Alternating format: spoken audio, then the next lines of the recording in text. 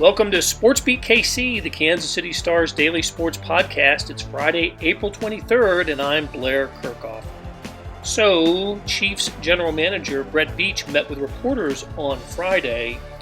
The Q&A originally was set for 9:30 in the morning, and then sometime late Thursday we got word it would probably be more like 11 a.m. and then 11:30 a.m. and finally around 12:15 Veach arrived to the Zoom call, and he spoke for about 30 minutes in generalities about the draft. You'll hear that entire interview on today's show. But what you won't hear from Veach, and this has to be the reason for the delays, is that word got out about 90 minutes or so after Veach was finished that the Chiefs had traded their first-round draft pick, number 31 overall, to the Baltimore Ravens for left tackle Orlando Brown Jr. There's the bombshell we had wondered about. In addition to their first-round pick, the Chiefs are surrendering their third and fourth-round picks to the Ravens. Baltimore sends Brown plus a second-round pick in this year's draft and a 2022 sixth-round pick to the Chiefs. Wow. The move fills the Chiefs' biggest need. Gone is Eric Fisher and right tackle Mitchell Schwartz. The team was looking at drafting a tackle, but because the Chiefs draft late in the first round, they were either going to have to maneuver up or take one of the lesser regarded players at that position. The idea was getting a player to protect Patrick Mahomes. You remember what happened in the Super Bowl loss to the Bucs. Well, now they have their man, Orlando Brown.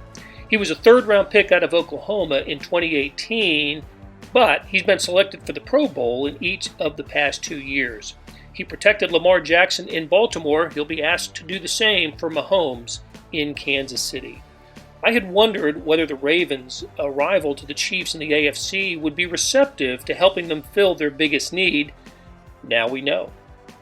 Okay, let's hear from Veach, knowing that in the back of his mind, while he's answering these questions, the word on Orlando Brown on the trade is about to be reported. Appreciate everyone for hopping on the Zoom. Before I begin, I certainly want to thank my personnel staff. Last year, before the draft, it got a little crazy with no pro days and everything virtual. Those challenges kind of extended for the full calendar year for our staff, with limited school access and limited game access, elimination of some college games, no combine. So it was certainly a challenge to get all the information, to get all the numbers. Certainly our guys were extended throughout the country during the spring, getting every bit of information they could. Certainly proud of them, all the work they've done, and I feel like we're in a pretty good shape now. Just this morning we finished up our final draft prep, and now we're just kind of cleaning up the bottom of the board, but we're certainly excited for next week, and with what we've done in free agency and where we are heading into this draft. Again, excited to add to this roster and make a push for a third straight Super Bowl. So with that, I'll take your questions. Go first to Herbie Tiopi. Go ahead, Herbie. Hey, Brett. Good afternoon. How are you doing, man? Hey, Herbie. Hey, you touched on some of those challenges. And I remember I asked you this last year when you had the combine, how that affected your draft board, and you had mentioned it decreased. This year, you didn't have a combine. You couldn't hold pre-draft visits. You couldn't hold private workouts at schools. How does that affect your draft board now? Is it decreasing again? And I'll have a second question after this. Yeah, there's certainly some altercations that we had to work through, or I should say alterations. The biggest challenges are the medical, the combine. Certainly, we get everything verified. And Herbie, we talked before about athletes all running on the same surface and everything kind of being uniform. This year is a little bit challenging, but feel good about where those measurements are. Some of the bigger challenges, though, are really medical related. Some of the guys, the numbers were down in regards to how many guys we were able to get at the combine and get our docs hands on. There was also a number of players that got COVID and weren't able to go. So fortunately for us, Rick Burkholder and his staff do a great job of tying up those loose ends. But I would say, the biggest change for us was just how to properly assess these medicals that we didn't get our hands on. As you mentioned, the top 30 guys that we like that weren't going to get to the combine anyway. They were still a challenge. Now we had a good process for that last year. I think we had a few guys. I think Mike Dana was one that didn't go to the combine. So we had a good process based on what we utilized last year. The curveball this year, some of these higher end guys, second, third round value guys, either because of the numbers didn't work out, weren't at the combine, or because they picked up COVID and weren't at the combine. So that's the biggest challenge. I'd like to say that we have a pretty good handle on how we're going to deal with that. And we're going to place guys based on what we got and how confident we feel in that. But again, it goes back to our faith and trust in Rick. And fortunately for us, we have one of the best. And my last question, Brett, on March the 1st, I asked you about Tyrann Mathieu, and you had mentioned that that was something that you wanted to get done, final year of his contract. Where would you say you are now? And do you have a timeline to potentially get this done before training camp?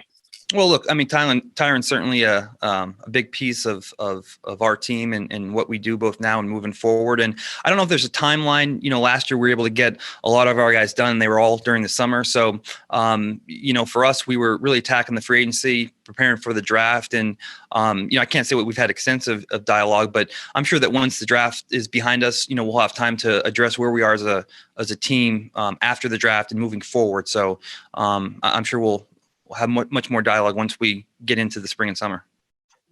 Next to Pete Sweeney. Go ahead, Pete. Hey, Brett, thanks for doing this. You've talked in the past about these draft pockets, and now that we're within a week evaluating, your needs, your spot in the draft, positional needs, how do you feel that those pockets might play out in this particular draft? It's always challenging picking at 31, and that's the downside of being good.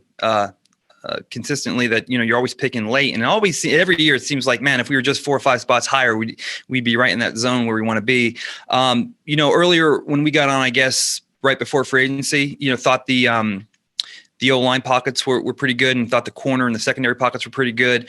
There's been some changes. So, once you go through that process, you get some of the numbers, and then you get some of the medical. Some is really good, but some players you have to eliminate because the medical is not as good. And some of the interviews kind of work that way too, where guys maybe get pushed up because of how they interact with our coaches and how we feel they'll be able to come in here and get up to speed quickly enough. And some guys that struggle, you got to, kind of dock them for that. But I would say, much like before the free agency process, I think that there'll be some depth in the O-line throughout the first 3-4 rounds. And the same thing with the secondary. It is a little thinner in the defensive line, in particular defensive tackle. I feel like we're pretty good there. So that's good for us. The linebacker isn't extremely deep. So again, we'll just have to be patient and disciplined and just look for value. But I think that if we just stick to our board, and that's why teams they continually update and revise and tweak that board, knowing that, where they can kind of attack it. I think that mid 2 to early 3 area is going to be a hot zone. I think that's really where there's a big fall off. I think another thing too, this draft, I know it's been said a little, online and what have you. It's unique because of the volume of prospects. I think with the college season being shortened, or some schools not having a college season at all, and with some of these, say, fifth-year seniors or small school prospects having the ability to go back to school, we're finding that a lot of these players are opting to go back to school and finish their degree, potentially elevate their draft stock. So now where you kind of had some really deep pockets in 5 and 6, they're really thin now, just because a lot of players decide to go back to school and not come out. So that's a unique challenge too. So, I think that early to mid 2-3 areas is really the hot zone.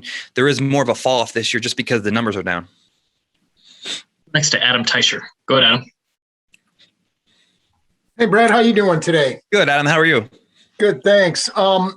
We've not talked to you since free agency started, so wanted to get your thoughts on Jaron Reed, Kyle Long, Joe Thuney, and Austin Blythe, and what you liked about those guys and how you see them fitting in. And Brad, I'll have a second question as well. Well, starting off with Joe, I mean, he was certainly a priority for us. And look, when we hit the free agency period, we certainly had a couple different plans. And I think, right off the bat, we wanted to address the offensive line. So, Thuney and Trent Williams were two names that made sense for us. And we were able to knock out Joe right off the bat. And speaking about Joe, he's one of the better interior offensive lineman in the National Football League. I think his ability to play either guard position and center position at a Pro Bowl level is something that was really enticing for us. The quality of person he is, his work ethic, his durability. I mean, any box that you have for an offensive lineman, we talk about intelligence, flexibility, production, intelligence. I mean, he kind of checks all those boxes off. So he was kind of a no-brainer for us. So certainly excited to add him and know that we have depth at any three of those positions and know that we're going to get a quality Pro Bowl caliber player at those positions. Certainly as it was kind of thrown out there, you know, Trent was a guy that we thought would have really helped us on that left side, and we weren't able to get that done. But right after that, you know, it was our responsibility to be disciplined. And after Trent, you know, we felt like we would rather, you know, go into this draft process, and some of the alternatives out there just didn't make sense for us, whether it be a pay production combination or what we thought we can get in the draft. We just didn't want to sign someone just to sign someone. You know, we have some players there that on our roster currently that have some ability. That in combination with the draft coming up, it was just important for us to stay disciplined so that if other things become available, we'd be able to execute those. And you saw that with Jaron Reed. I think if you go out there and just start signing players just to sign players, then when a talent like Jaron Reed becomes available, then you don't have the ability to sign someone like him. So with Jaron, I mean, he was a guy that I think when he was coming out a couple of years ago, we had him rated as the best run defender in his draft class. And the cool thing about Jaron is over the last 2 or 3 years, he's really, you know, developed into a quality pass rusher too. So now when we have Jaron inside and Chris inside on third downs, you know, it's going to be extremely advantageous for us. Now we can have some flexibility with Chris and kick him out to defensive end. Certainly Derek Noddy in there can help on those base downs. So we just thought that value was so good, and Jaron was such a good player. And again, it goes back to just being disciplined, that once Trent didn't work out, just having the ability to do something like that. So we're excited about adding Jaron to our roster. And then, you know, Austin Blythe was a guy that started a lot of games for LA, and you know, we want to continue to always put an emphasis on depth on our roster.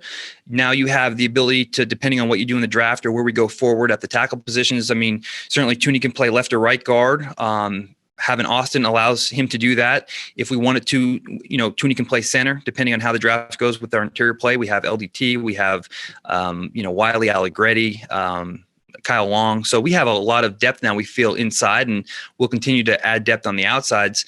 But Austin's the guy that's shown he can line up play, start at a high level. And again, having that depth with Tooney at center, now we have some position flex there. And, you know, we were able to add Michael Burton as a fullback, certainly with Sherm retiring. Having a guy that come in and step here, play fullback and help out on teams is something we'll always, you know, be looking for in regards to just filling out our roster, quality player there. So we're excited about what we did in free agency. We know we're not done yet and we have a lot of work to do, but it's a good start for transitioning into this draft and adding more talent. And do you feel like there's any urgency to add an offensive lineman, particularly a tackle, in the draft? Well, I mean, look, I mean, there's urgency to add good players at every round. And I mean, as we learned last year, you're going to have situations where depth comes into play, and you know, obviously we have opportunities to add linemen this draft class, but just like we ran into issues up front on the offensive line, I mean, we can run into issues on the defensive line this year, or at corner, or at receiver. So, you know, there's a lot of stress to always add talent and make sure that the next man up philosophy is in place, and we have the talent to do that. And Nick Jacobs. Go ahead, Nick. Brett, I'm curious, when you're deciding between two players to where maybe on your board this guy isn't distinctly better than the other one, what are some of the traits or characteristics you have to evaluate to make that selection? So you're talking about, like, repeat that question again? Yeah, so whenever you're deciding, when it's your selection and you're deciding on a player, and this guy may not, you know, they're even keel in terms of different positions, what traits or characteristics are you having to kind of lean on to decide which guy to take? Yeah, well, I think when you run into those scenarios where the guys value-wise looking left to right are similar, I think you'll have a natural inclination to look for need. You never want to draft for need. You want to draft the best player available. If you do get into those scenarios where the talent is equal, then you'll certainly kind of lean toward need. But just, you know, you can never go wrong with, you know, the makeup of guys: smart, tough, durable, guys that love the process. And it's interesting. I think when you go back and you study, your drafts and how you draft and where you went wrong and what you did good. And it always comes down to football character inevitably. And it's tough because a lot of the guys that have football character questions and raise those concerns they always seem to be the most talented, and they always are very tempting. But I think if you say discipline in your approach, especially when you get into talent values that are equal, I think you always defer to the football character, the makeup, and guys that truly love the process. Let's go next to Nate Taylor. Go ahead, Nate. Hey, Brett, good to see you. Hey, Nate. In terms of, where you guys are in the first round, there's been times in the past where you've moved up. Obviously, you stayed at 32 last year. Just what is the situation that makes it advantageous for you to move up versus maybe moving down out of the first round? Yeah, well, and that will be really predicated on your board. And we have X amount of names there that we feel are first round value and guys that can come in and step up right away. I think if we get into that zone where our cutoff might be, I think currently it's like 16 to 17 names that we feel are, impact starters, come in, play right away. I think if it makes sense for us in regards to, one of those 16, 17 players dipping into the teens or 20s to get aggressive, if those guys are gone and we're in the 20s, then that's where it becomes just more discipline and potentially looking to trade back and getting equal value and maybe acquiring picks. So it really just depends on how the board falls. And that's why we spend a lot of time just, analyzing that board and going through all these scenarios. And, like I'm sure all you guys have done, we've played out this mock draft with our staff many times. And, what if this team does this, or what if there's a trade and there's, there's a pocket there. I think that there will be potentially an opportunity that it may make sense for us. The hard part is, though, when you're picking 31, I think if you're picking at 14 or 15, that this move will definitely get you either this player or that player. At 31, it's just so far down the line, and there's so many dominoes. If one team does one thing that most people aren't expecting, it'll just kind of screw the whole dynamic of that first round. So it's really just a matter of seeing how the card's playing out and having multiple plans of attack depending on which direction it goes. Go next to Sarin Petro. Go ahead, Sarin. Brett, I have a quick follow-up to this. Brett, you talked about Trent Williams and taking that shot.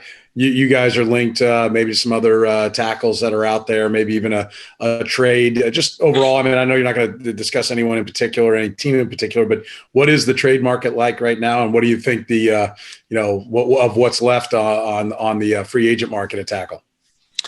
Well, I mean, listen, there's some names that have been floating around, and we'll continue to have dialogue. And obviously, I would say that things aren't quite there yet, but there's a lot of time. I mean, between now and next Thursday, and it typically it's like that fictitious deadline. I think teams want to know exactly what they have for draft capital. So, we're getting closer to there. There's been certainly dialogue with various teams, and we have a couple things on our radar, and nothing. There we're ready to move in any direction. But I mean, we're always going to continue to have dialogue with teams and make sure that we have all the information, and we can assess whether this move would be a better alternative than staying put and either moving up or moving down, and just working through that and have great dialogue with our coaches. So it's been quieter than most years, but I mean, like every year, it will always pick up, days with a few days leading before the draft. It'll certainly pick up. All right, and then you talked about trading up or trading down, whatever it is. How much of that for fans that are watching on draft day and getting excited, and then they see a trade come down, how much of the trades are legwork you get done, say, this week, and building, knowing who might want to come up, who might want to come down, versus just the phone rings, 5 minutes before you're on the board? So that's a great question. I would say that the legwork for these deals, I presume you're talking primarily about first round deals. I mean, because obviously there's deals throughout the draft. So the legwork for most of these deals are probably done, I think, when you're picking in that top 15. Now, teams aren't going to announce it because obviously the more picks that go by, the more probable a player that you want may go.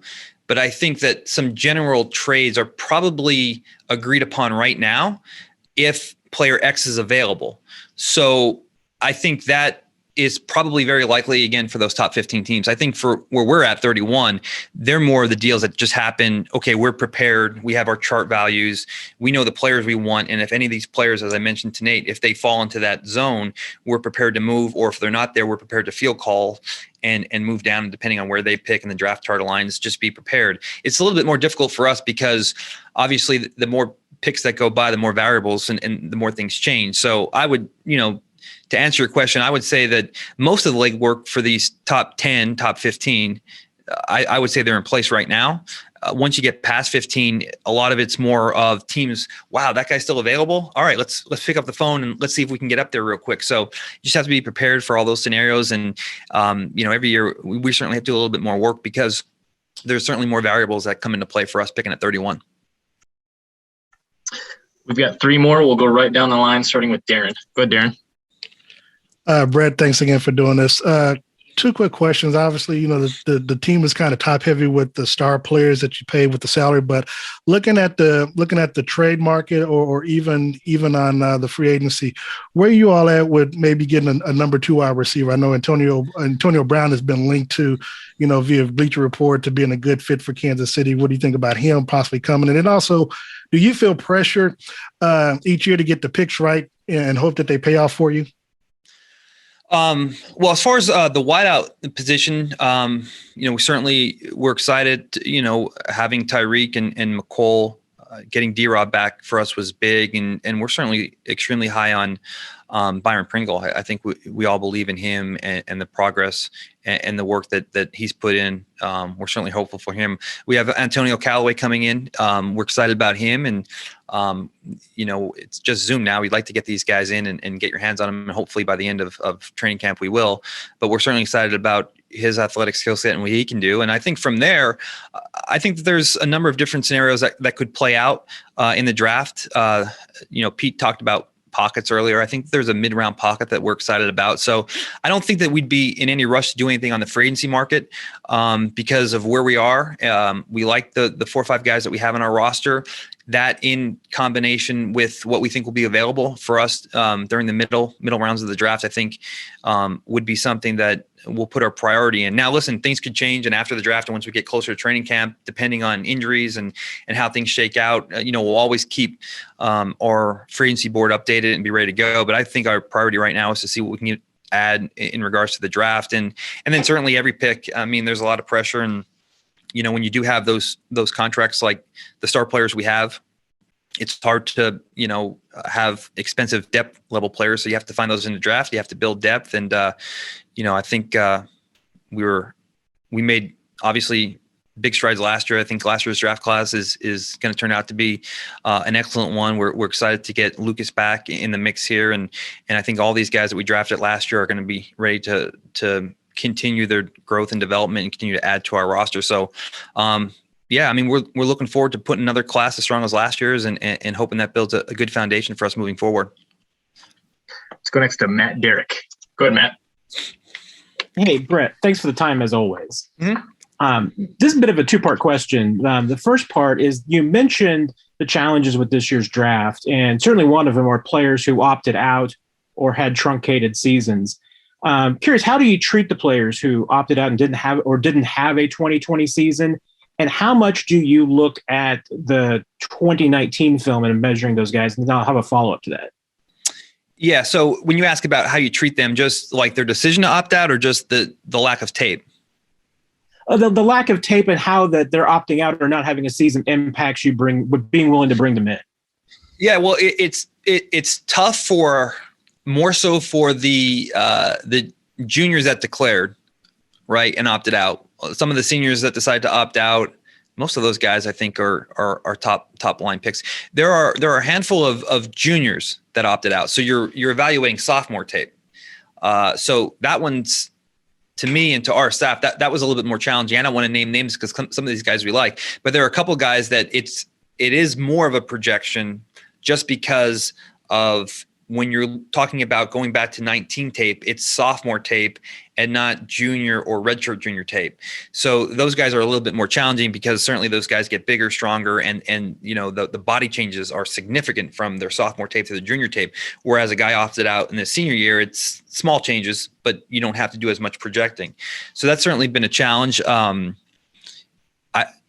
think the testing helps out in some regard. Just if these guys have added bulk, mass, weight, and how they move with that weight and how they carry that weight, it helps, but not as much as the tape. So a lot of it is certainly projection, but fortunately for us, there wasn't too many of those guys. And I think the guys that did opt out that were younger, I think we have a pretty good feel for.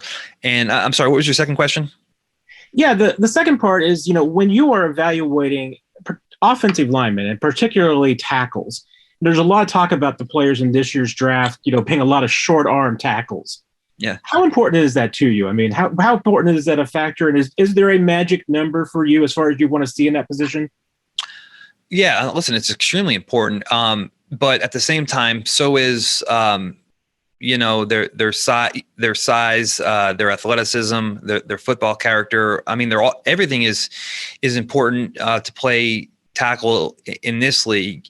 I think teams look for tackles that are 34 plus arms. I think once you get a guy that's really good, I think you're relatively okay with 33 and change. I mean, there's a number of guards that play at a high level at those arm lengths. I think, you hate to say you have a magic number because you never want to rule someone out that's really good. And there's always exceptions to any rule.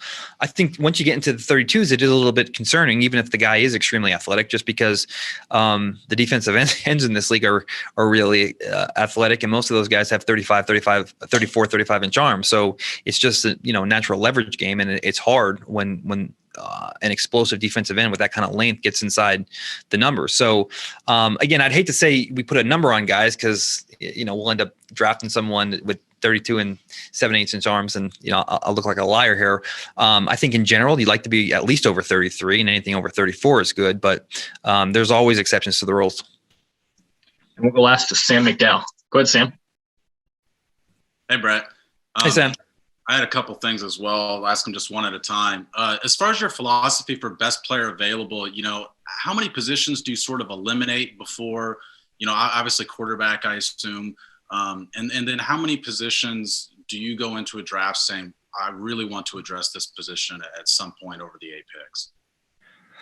Well, I mean, yeah, to your point, I mean, other than quarterback, I think everything is going to be on the table. Just because, again, as we've seen. Last year was the O-line. The year before, I mean, we lost so many defensive ends. The year we won the Super Bowl, I think we had 3 or 4 DNs go down. So I think you can never go into the draft thinking you're good at a position because it only takes a few weeks worth of injuries at a same position to be deficient. And that happens really quick in this league. So I think you always go in the board and you want to add quality players at every level. And as I mentioned before, once you get into more perceived positions of need, you'll certainly lean toward that way if it's close. I mean, everyone has a different grading system. So our second round would be guys that are, graded 69, 65, 60. So I think anytime you get into a situation where you're looking at, 2 or 3 players graded at that 69 level and a couple of guys at 65, it's easy to shade toward a position in need. But any discrepancy greater than that, I think you're always going to defer to your board because, it may not make as much sense this year, but over the long haul of that contract, it's gonna pay off for you. So it's just a matter of being disciplined and again, just sticking to your board. And I think anything close you can defer to need, but anything that you're more than half round separation in value, I think you always got to stay disciplined to your board. And I feel like certainly last year we stayed true to that. And what was your second question? I just wondered what are these last few days like? I mean, obviously, I assume that your board's pretty much set. I mean, are you just running through mock drafts, kind of trying to predictable, or? Yeah, we're just going through scenarios and the what ifs, and we're looking at these players here, and we have a handful of guys, call it 6 to 8, that we think will be there. No, they all won't be there, but we feel confident that 3 or 4 would be there. And then, as the questions were raised earlier, if some of these guys that we have value as true first rounders, if they slip, where we go, if we're wiped out clean and we lose all those guys and we're sitting there on 31, we're starting to feel calls about what we would do. in regards to moving up or back where our threshold will be. So now it's really playing a lot of mock draft scenarios and just being prepared for all that. And it happens every year. There's always a scenario that you didn't think of, and there's always one player that 90% of the teams didn't have in the first round go, and that kind of makes everything go in a different direction. So I think the more dialogue and the more mock scenarios you go through, the better prepared you are. So that's always kind of where we're at this stage of the game. And look, it's a lot of fun. Like you guys are doing the same thing, and it's a lot of fun that we have to go, and we all kind of go through our own mocks. And at the end of the day, it's always fun after the draft, looking at where all of our scouts kind of, projected this draft to go and to see who was most accurate. So, but yeah, we're just going through scenarios and being prepared for Thursday night. That'll do it for today and this week on SportsBeat KC. Big thanks to our production staff of Derek Donovan, Beth Welsh, Monty Davis, Jeff Rosen, Chris Bickett, and Savannah Smith. Links to stories about the Chiefs and the NFL Draft can be found in the show notes and on kansascity.com. Hey, we have another deal for you. You can subscribe to Sports Pass for 99 cents a month. That's right, 99 pennies a month. Sports Pass is the online version of the Star Sports section. You get all the stories that appear in the print editions of the Star, plus many more stories that appear only on the website. After 3 months, it auto-renews at $5.99 a month unless you cancel. And it's always a great time to subscribe. The Royals are off to a hot start as they begin a 4-game series in Detroit tonight. Our local colleges are always making news. I think KU spring game is coming up in a week from Saturday. And of course, as you know, it is never not Chiefs season. So how do you get this? You go to kansascity.com/sportspass2020. That's kansascity.com/sportspass2020. Do you want more than just sports coverage? Check out the entire Kansas City Star product. Sports, news, features, commentary, and analysis, the whole thing. You get all the stories written by my talented colleagues, plus additional national news, sports, and business coverage with the e-edition. The details for all of these deals can be found at account.kansascity.com/subscribe. And if you're having trouble hunting down any of those offers, you send me an email, bkirkhoff@kcstar.com, and I'll get you to the right place. So whether it's the Sports Pass or the full subscription, you're getting and supporting the best sports and news coverage in Kansas City and helping us produce programs like SportsBeat KC. Thanks for listening, and we'll be back on Monday with another episode.